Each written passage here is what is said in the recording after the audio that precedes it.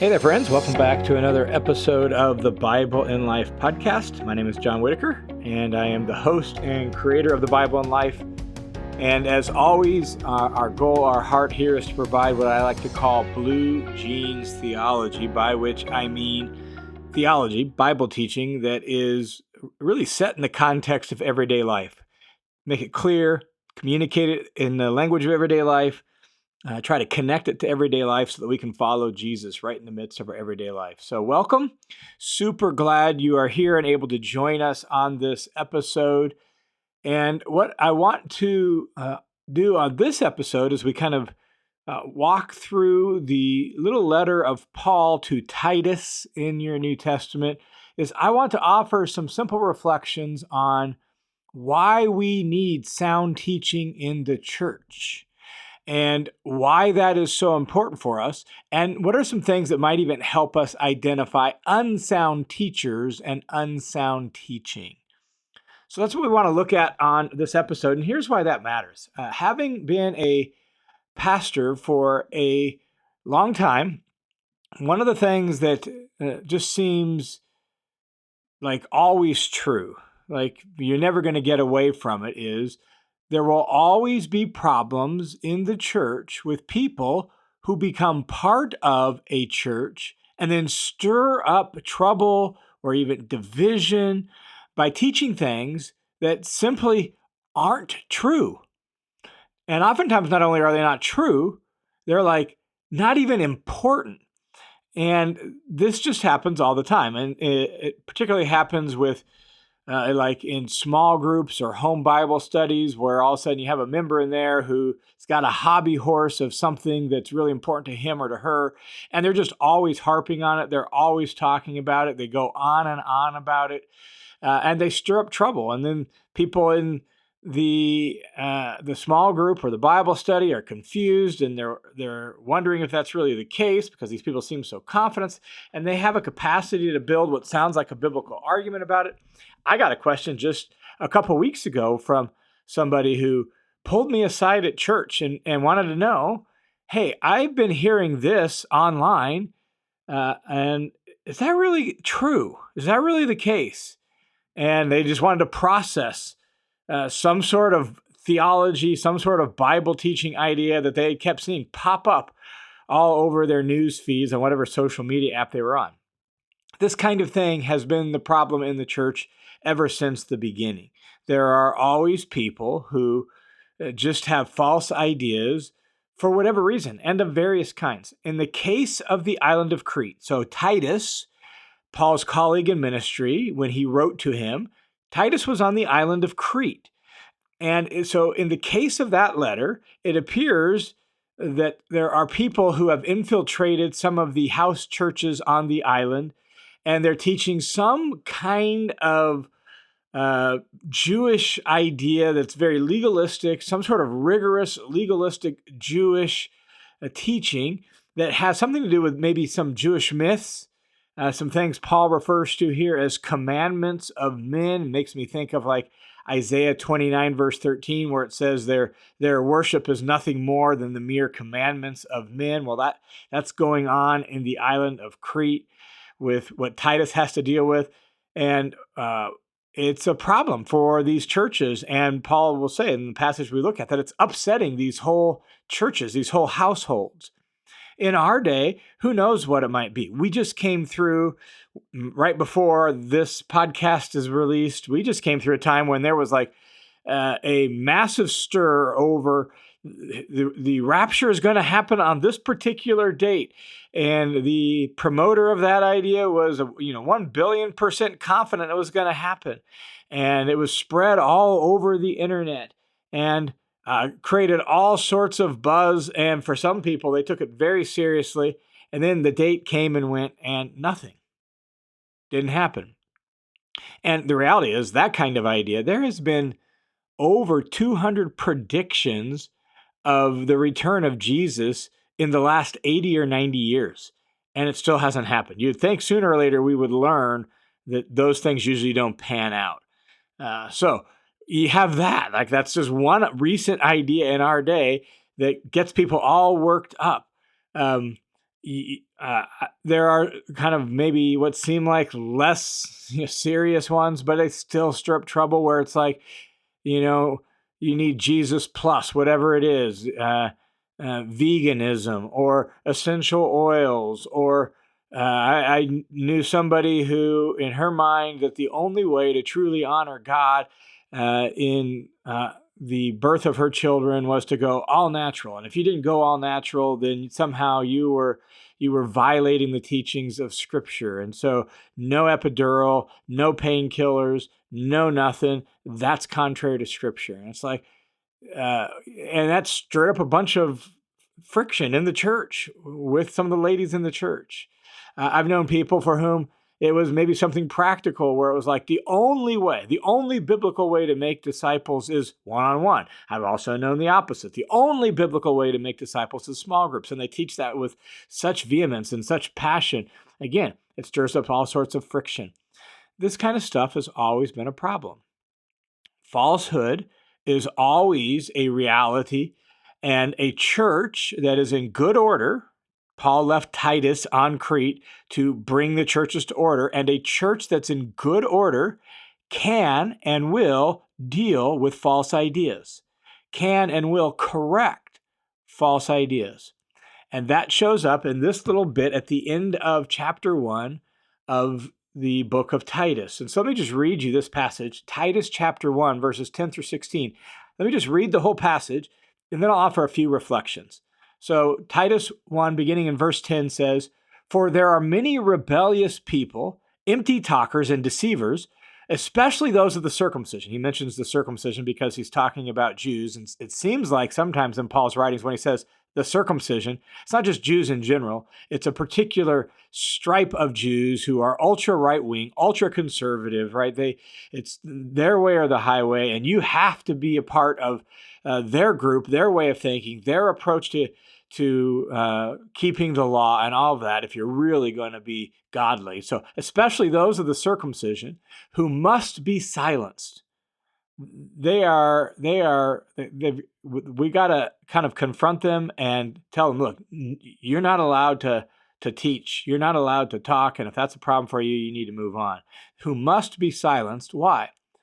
Because this translation says they're upsetting whole families. I think that's a bad translation. It's literally, they're upsetting whole households. And doesn't just mean like families as in mom, dad, and the kids. Households were where churches met. And so to be a household meant to be like a household of faith. They're upsetting whole households.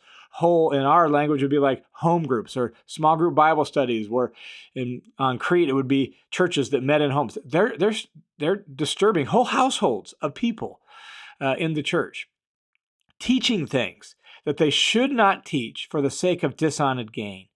One of them, a prophet of their own. This is, in other words, here's something a Cretan said about the people of Crete. And we talked about this in sort of the backstory to Crete, where Cretans had a reputation for being just kind of dishonest swindlers and scoundrels all throughout the Greco-Roman world. So one of their own Cretan prophets said, Cretans are always liars, evil beasts, lazy gluttons. Paul says, this testimony is true. Like, here's a place where they're actually not lying. They're telling the truth. That Cretans tend towards being liars, evil beasts, and lazy gluttons. For this reason, Paul says, reprimand them severely so that they may be sound in the faith, not paying attention to Jewish myths and the commandments of men who turn away from the truth. To the pure, all things are pure, but to those who are defiled and unbelieving, nothing is pure, but both their mind and their conscience are defiled. They profess to know God, but by their deeds they deny him, being detestable and disobedient and worthless for any good deed. Yeah, certainly those are some pretty strong words, and it's a pretty strong charge to Titus, who's being commissioned by Paul to go to each of these churches around the island, make sure there are strong leaders in the church, leaders who are sound in the faith, sound in doctrine, get them established in the churches. And Titus is being charged here. And part of your job, Titus, that I want you to do as you visit these churches is you got to put down this false teaching that is just disturbing all these churches and disturbing all these people there in the church. Now, as we look at this passage, if you want to maybe get into some of the exegetical details, you can listen to my teaching through the book of Titus on the listener's commentary. But here, let me just offer a few reflections. First of all, about unsound teachers. I think there's some things we can see out of this passage that are like indicators of unsound teachers. Not all the indicators, there are others that you can find in the New Testament, but here we find a few indicators of some unsound teachers. And certainly it's couched in the language of what Titus was going to deal with, but there are some things here that just seem maybe fairly true to life at a general kind of principle level. So here's a few indicators of unsound teachers. The first thing we see in this passage is the unsound teachers that Titus is going to confront operate for what they can get out of it. Paul refers to it as dishonest gain. Like they're teaching falsehood and they're using underhanded techniques and they're kind of being sneaky and manipulative so that they can get something for themselves. Whatever it is, whatever they want, they're in it for themselves. And this is very often the case with unsound teachers. They're really into it for their own benefit, for their own gain, for financial gain, for power gain, for, celebrity and status gain, whatever it is. They have some end game that benefits themselves. They're serving themselves ultimately, even if they talk like they aren't and they act like they aren't. In the end, there's some sort of sneaky, deceptive, tricky little approach to things where in the long run, they get gain for themselves, whatever it might be. That's an indicator of unsound teachers. They operate for what they can get out of it. Another indicator of unsound teachers that shows up here is the content of what they teach. Paul describes it as, here, in the case of what Titus is dealing with, Jewish myths and the commandments of men. The idea is that they're teaching things that are just like conspiracy theories, things that are just a particular distinctive sects or groups' way of looking at things, and they're all caught up in those things, and they feel like they're such a big deal. And Paul says those are myths. And not only that, commandments of men, mere human ideas, mere human instructions, mere human belief systems. And again, I've seen this plenty of times in small groups and Bible studies in churches where you have people that are just the thing that is they're so hot and bothered about, the thing that they always want to talk about is something that's like, even if it shows up in the Bible, it's like peripheral. It is like down the line of importance, or it's taking some little statement and then building a whole system or a whole doctrine off of it. That is another indicator of unsound teachers, where what they're actually teaching are just human commands, not directly central to the gospel, not the thing that's at the heart of what the New Testament and Jesus is all about and what really matters. It's their own little set of ideas that they have deemed super important. Watch out for that. When it's like, man, we could have this discussion all day. It wouldn't benefit anybody. It wouldn't take us anywhere. And we would never get to the end of the discussion, because there's no way to know if what you're telling me is true or if it really matters or what's really important. And you're just going on and on about something that really doesn't have any real value or meaning to the gospel. Watch out for that. That's an indicator of unsound teaching. A third indicator that shows up here in this passage, it's a little maybe tricky. We have to think through what Paul says in verse 15. But the idea is that these people, they see uncleanness everywhere. So they have to form like all these commands and rules to control behavior, right? They have all sorts of behavioral management systems. And so Paul says in verse 15, to the pure, all things are pure. To people who have a clean heart, who have clean motives, have clean desires, right? Then all things are pure. And he doesn't mean you can do whatever you want, live and let live, because nothing is dirty for you. That's not his point. His point is actually on the second half of the sentence. It's like, but to those who are defiled and unbelieving, nothing is pure. To those who have unclean hearts and sinful hearts, and they just see uncleanness everywhere. Everything is defilement. Everything is kind of a bit of a problem. And so because of that, they have all sorts of rules and they have all sorts of things. Don't do this and don't touch that. And you can't do that and don't watch this and don't look at that. And they try to manage their uncleanness and everyone else's supposed uncleanness with all sorts of commands and instructions and legalistic rules. So when you find teaching or teachers like that, again, that's an indicator of unsound teaching. And then the last one that shows up here is that their life doesn't match their profession. Their deeds and their actions don't match their claim to know God, right? They profess to know God, Paul says, but by their deeds they deny him. So they claim to have all this knowledge of God. They claim to have all this special insight into his word. They claim to have all this, this ability to know the right rules and what you need to do in order to live for God. But then when you look at their life and their lifestyle, it's like, well, that doesn't seem anything like Jesus, right? Again, our profession of faith must be backed up by our deeds, must match our deeds. And for unsound teachers, they might have all these ideas. They might have all these thoughts. I knew a guy one time whose Bible literally was all marked up. It was highlighted and all marked up. And yet, this person did not understand the scriptures. He was lazy, couldn't keep a job. He was angry and hostile, and he was somebody who was challenging the leadership of the church that I was preaching at the time.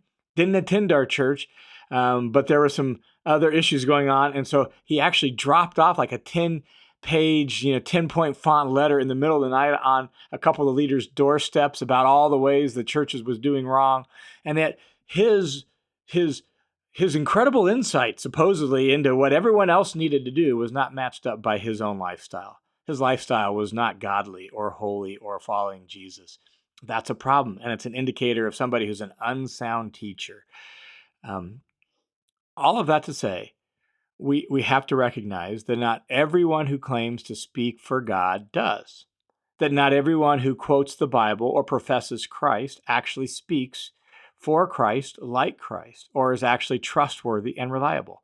Falsehood is a reality, and it always has been in the church. And that's why it's so important for us to learn sound doctrine. That's why we need the truth. And that's why in both the letters to Timothy and this one to Titus, Paul emphasizes sound teaching, sound doctrine over and over again. Look what he says in the middle of this text. For this reason, reprimand them severely so that they may be sound in the faith. In these people who are being led astray by these false ideas, Paul says, call them out, point out the error. The people who are spreading this, remove them from the congregation. Don't let them speak anymore. Why?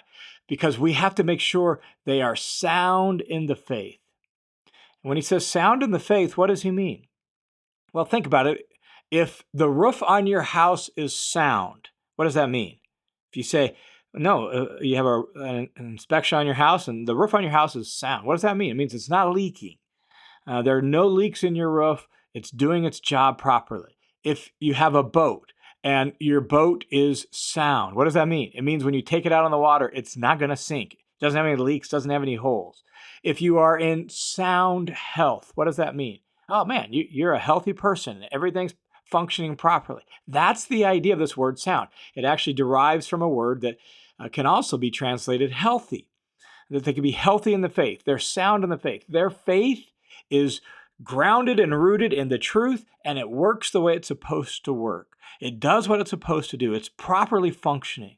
That's why the truth is so important, and that's why sound doctrine is so important. Not just because sound doctrine is necessary for doctrine's sake.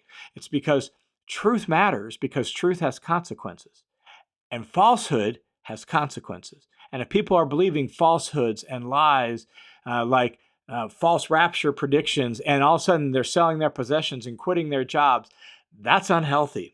That's not sound. It doesn't work well when the date comes and the rapture doesn't happen. We need the truth because the truth has consequences for our life. And when we know the truth and live the truth and abide in the truth, then guess what happens? Then we are sound in the faith. then all of a sudden we're healthy and our life of faith is functioning properly. But when we believe falsehood, we're not. Our faith is not sound, and we don't function well, and we stir up trouble, and it creates problems in our families and in our churches and in our small groups and in our sphere of influences. And so we need the truth because we need to be sound people who function the way we're supposed to function. And that's Paul's great concern in this section. All right, thanks for tuning into this episode of the Bible in Life podcast. I pray that you and I would be people who immerse ourselves so deeply in Scripture that we know the truth, and like Jesus said, therefore we can live healthy, free lives because the truth will have set us free. God bless you all. I look forward to talking with you again next week.